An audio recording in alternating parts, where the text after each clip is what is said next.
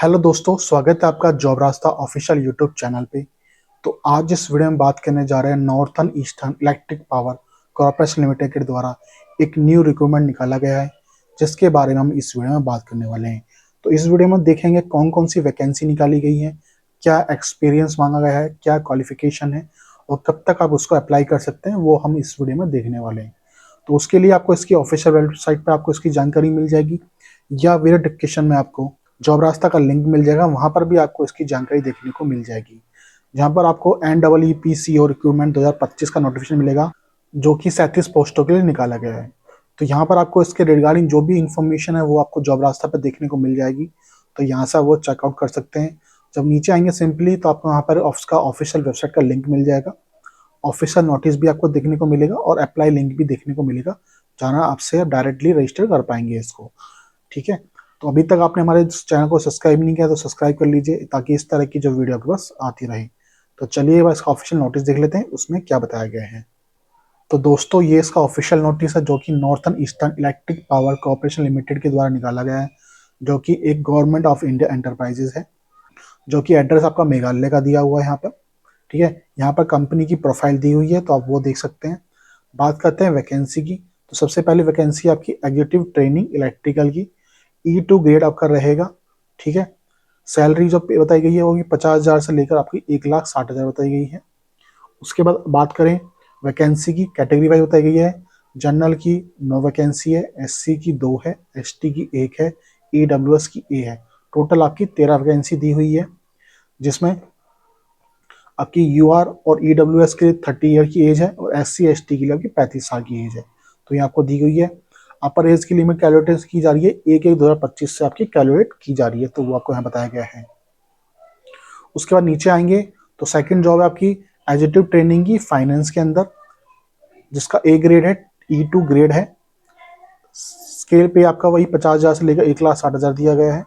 Total vacancy आपकी 8 है, general के लिए 7, ST के लिए 1। UR जनरल के लिए 30 साल दी हुई है, ST के लिए 35 साल दी हुई है। उसके बाद executive training human resources, E2 grade रहेगा आपका, पे स्केल आपका सेम रहेगा। टोटल 10 वैकेंसी है, जनरल के लिए 6, ST के लिए 1, SC के लिए 2 और OBC के लिए 1। जिसमें जनरल के लिए 30 साल एज दी गई है, SC ST के लिए 35 साल और OBC के लिए 33 साल। फिर आता है executive training for geology, E2 grade रहेगा, सेम सैलरी रहेगा। 2 वैकेंसियां हैं, जनरल के लिए 1 और SC के लिए 1। जनरल के लिए 30 साल और SC के लिए 35 साल एज। फिर आता है एग्जीक्यूटिव ट्रेनिंग लो, E2 ग्रेड रहेगा, सेम सैलरी रहेगा। UR एक ही वैकेंसी है जनरल के लिए, इसमें 30 साल की एज मांगी गई है आपसे।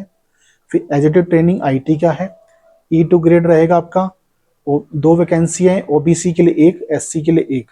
तो OBC में आपकी 33 साल और SC में 35 साल एज मांगी गई है। फिर आती है assistant company secretary trainer, E2 grade रहेगा, एक ही वैकेंसी है जनरल की।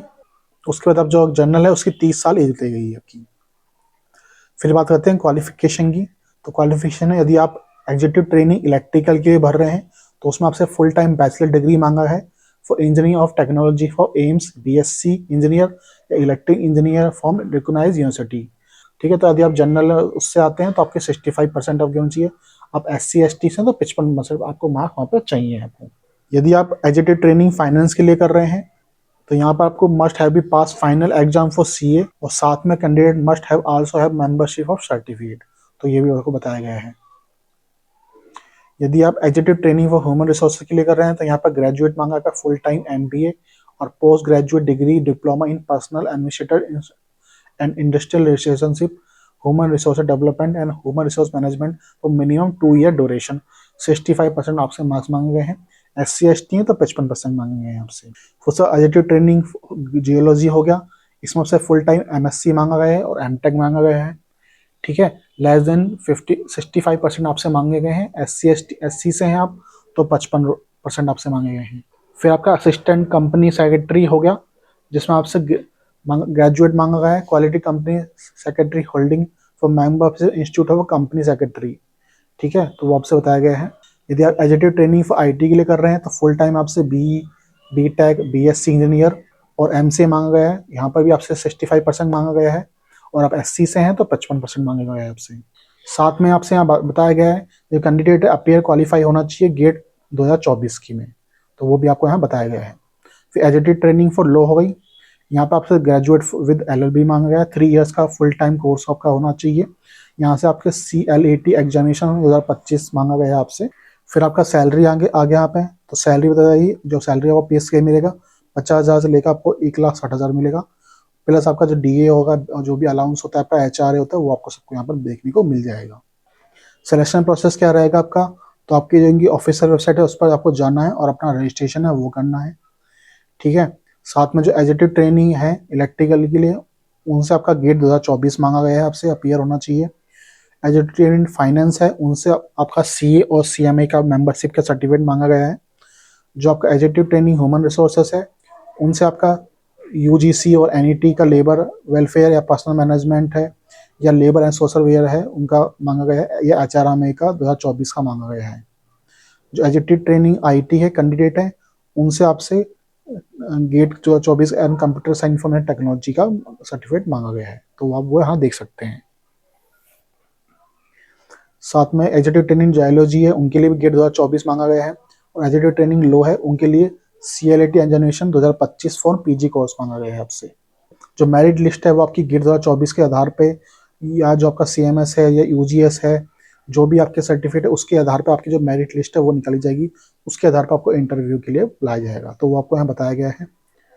उसके बाद एप्लीकेशन फीस की बात करें, यदि आप जनरल EWS और OBC से आते हैं तो आपकी 560 रुपये फीस है। यदि आप SC ST PS कैटेगरी से आते हैं या ESM कैटेगरी से आते हैं तो आपकी कोई फीस यहाँ नहीं लगने वाली, तो वो आपको यहाँ बताया गया है।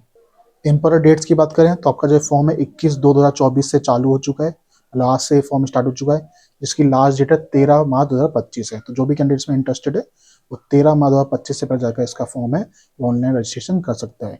तो इस नोटिफिकेशन में इतनी ही चीज़ें जो मैंने आपको बता दी है। कोई जानकारी चाहिए आपको तो वो आपको जॉब रास्ता पे देखने को मिल जाएगी। बाकी इस वीडियो में सिर्फ इतनी चीज़ें हैं। यदि आपको ये वीडियो अच्छी लगी हो तो प्लीज़ चैनल को सब्सक्राइब कीजिए, और मैं आपसे मिलता हूँ नेक्स्ट वीडियो में। धन्यवाद।